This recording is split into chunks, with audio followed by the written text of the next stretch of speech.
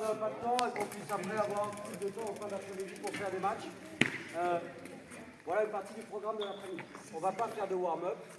On considère qu'on est déjà chaud, il fait chaud. On ne va pas faire de stretching, vous l'avez vu ce matin. On en fera peut-être en fin de journée ou alors bien sûr demain matin. On va commencer direct avec un petit jeu de tacro, je vais vous l'expliquer.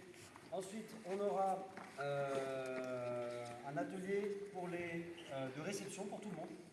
Okay. Donc ça va être de la réception, mais ça va être assez rapide. On va le faire sous forme, je vous expliquerai quand on arrivera, de tapis roulant pour que tout le monde puisse manger de la réception. Quand tout le monde sera bien chaud, on va faire un atelier de service qui sera en fait 2 ateliers. On aura un atelier de service de Tekong, donc en regroupe, vraiment le service vous connaissez, donc avec le lanceur et le présenteur. Et il y aura un autre en simultané, on divisera en 2 groupes qui tourneront. On aura sur 2 autres terrains des ateliers de service de double. Où, voilà. Et quand on switchera, on tournera, ceux qui étaient au double passeront au service régulier. Donc j'ai dit petit jeu de tacro, réception, service, et puis après, si vous avez envie de choses, on pourra les faire. Il était question à un moment donné de parler un peu de théorie, mais peut-être qu'on va en faire de théorie de placement, soit sur un moment dédié, soit en cours aussi, des fois, comme on a pu le faire un peu ce matin. Et après, ce sera du jeu. Alors, j'ai mis une feuille de papier ici, il y a marqué feeder, Tekong, striker Tekong. Vous inscrivez ce que vous voulez jouer éventuellement sur les temps off, et éventuellement aussi, voilà. Pas pour demain, mais déjà au moins, comme ça tout à l'heure, à 17h, quand on dira on va faire des matchs, ok, Bébert il est feeder, machin est Tekong, chacun, et ça peut, voilà. Parce que des fois on est un peu timide, on n'ose pas aller dire je peux jouer avec vous, donc voilà. On le fera soit en mélangeant les niveaux, soit par niveau, le jeu, par affinité, c'est vous qui vous démerderez. Avant de commencer, on va faire un peu de théorie rapide. Voilà, un terrain d'accord. Et il y a, pour qu'on ait un langage commun, c'est vraiment rapide, c'est la théorie, c'est les zones du service et donc de la réception, parce que vous allez tous être amenés à la réception. On a le service Tekong, alors normalement ça part pas d'ici, ça part plutôt un peu sur le côté. Et quand vous êtes au Tekong, il faut imaginer que le terrain adverse vous le découpez comme des parts de tarte. Et donc ça va faire de la gauche vers la droite, un peu comme un éventail. 1, 2, 3, 4, 6, 5, 6, 7. Et ça va vous permettre, vous, quand vous êtes au Tekong, de pouvoir décider, je vise le 1, je vise le 2, je vise le 3. Alors le 1, il est vraiment, alors moi quand je suis en réception, si Flo il est en face, je vous en face, voilà. Le 1, il est vraiment sur le pied droit de l'ailier droit. Ok, c'est une zone où les serveurs droitiers peuvent mettre. Flo, par exemple, il est droitier, la majorité des serveurs sont droitiers, il va pouvoir mettre là. En revanche, Flo, ou comme beaucoup de serveurs, c'est de la théorie, c'est de la probabilité. Il va beaucoup moins réussir à mettre en 7 ici.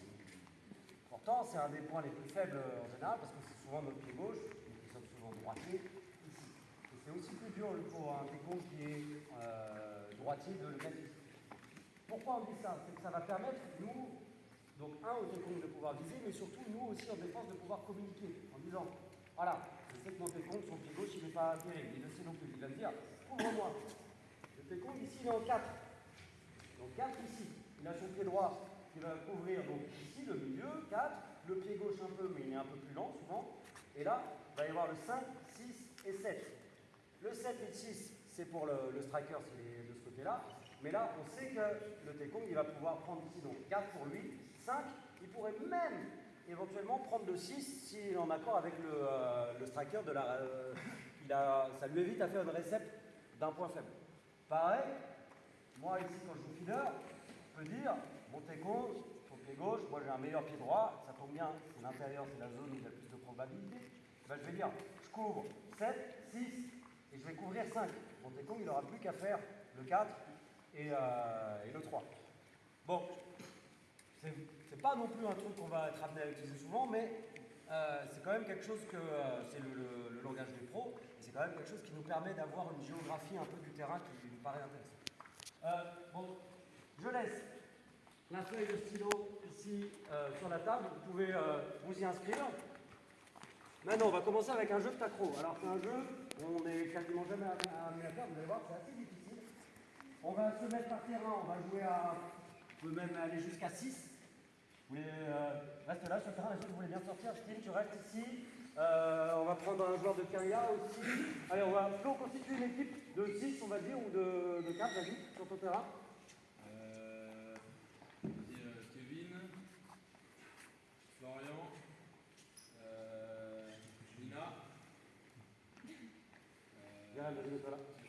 Esteban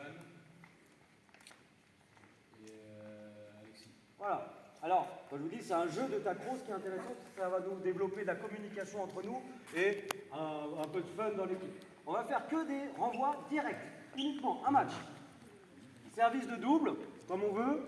Celui qui a la balle en face, il doit renvoyer direct. Si c'est raté, eh ben c'est point. On fait exactement comme un match de tacro. Par contre, l'équipe qui a le point garde le service. Ok?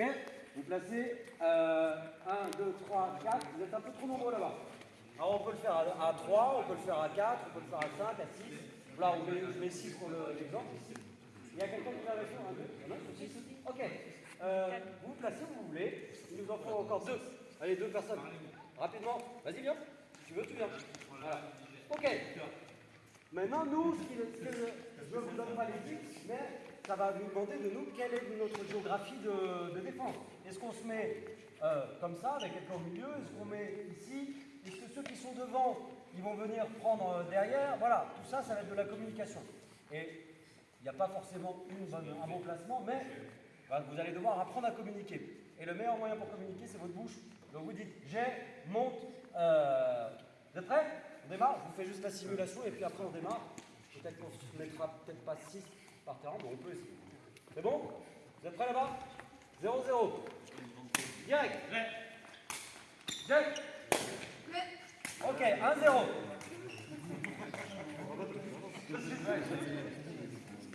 Alors, vous allez voir, c'est pas facile parce que le retour direct, non? Le retour direct, il n'est pas facile. La seule astuce, c'est quand elle arrive la balle, elle va tourner, machin, prenez pas l'impact. Allez, tac, à la rencontre, vous gainez tout le corps et surtout le pied. La partie où la tête, il faut vraiment le gainer. C'est-à-dire qu'au moment donné où vous allez avoir le contact, il faut vous durcissez comme la pierre. 1-0. 2-0. Touche direct, ok? Ça nous oblige aussi de la concentration, on a l'habitude de construire, là il faut tout de suite se dire attention. Bon, c'est bon? Qui n'a pas compris? Alors on va essayer de le faire assez rapidement, on fait un match, on y va.